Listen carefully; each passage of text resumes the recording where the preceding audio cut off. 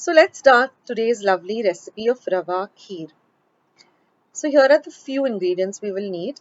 Here are 3 tablespoons of fine Rava, Suji, Semolina, half a cup of regular sugar, 1/4 cup of sliced cashew nuts and almonds, 1 tablespoon of raisins or kishmish, 1 teaspoon of cardamom powder, a few strands of saffron and 2 cups of milk. And we'll also require about 5 teaspoons of clarified butter or ghee. That's all we require for this lovely delicious kheer. So after heating up my pot, I'm going to be adding 5 teaspoons of clarified butter or ghee. Once the ghee is hot, I'm going to add all of these sliced up almonds and cashew nuts, and we're going to fry them till they're nice and golden brown in color on a low to medium flame.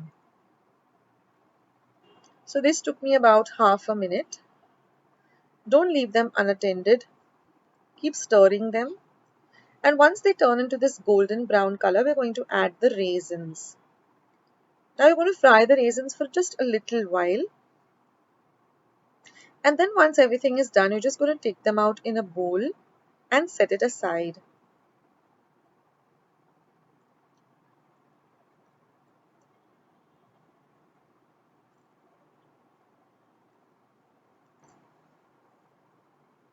Now in the same ghee, the remaining ghee, we're going to add the semolina or the rava or the suji, and we're going to fry this in this ghee for at least a whole minute till the suji turns a little light golden brown and you get this lovely aroma of the rava. So keep stirring it. Again, don't leave it unattended. And then you'll get this lovely golden, light golden brown color. And you'll also get the aroma of the rava. That means it's ready. Now we have to add the milk. Add it very slowly because it tends to splutter because of the heat of the ghee. And now just stir everything really well together, seeing that there are no lumps of the rava. So keep stirring it. It has to be a very smooth mixture. Now we're going to add the sugar. Now you can adjust the sugar according to your taste. You can put less sugar, you can put more sugar. So once the sugar dissolves, just give it a taste and see whether you want to add more. Or in the beginning itself, you can add just 1/4 cup and see whether it's enough according to your taste. Now the mixture will start to thicken. We are going to now add the saffron strands. This is very optional. If you want to add saffron strands, you can, but it adds a lovely color to this lovely kheer. So keep stirring and also scrape down the sides.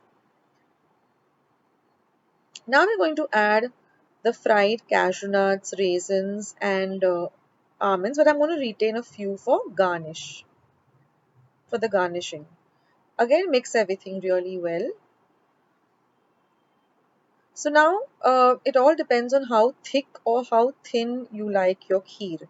So I like it just, not too thick, but more of a porridge, thick, thin porridge consistency. So now I've added the cardamom powder, and after about 2 minutes, I'm going to switch off the heat.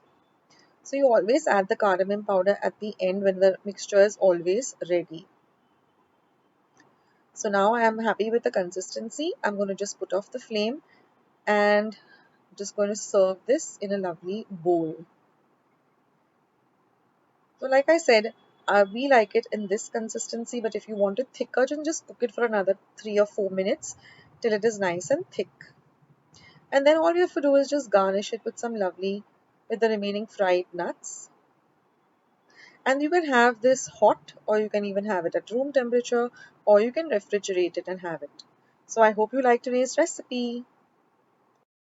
More videos like this, then don't forget to leave this video a big thumbs up. Also, by clicking the thumbs up icon, also don't forget to subscribe to my channel and become a part of Akshata's recipes. Once you have subscribed, there is a small little bell icon that will pop up, so just click on that. That way, whenever I put up a new recipe or a new video, you get a message for the same.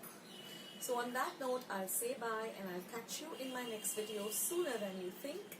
This is Akshita saying bye. Take care, stay healthy, stay fit, be kind and loving to one another. So till we meet again, bye.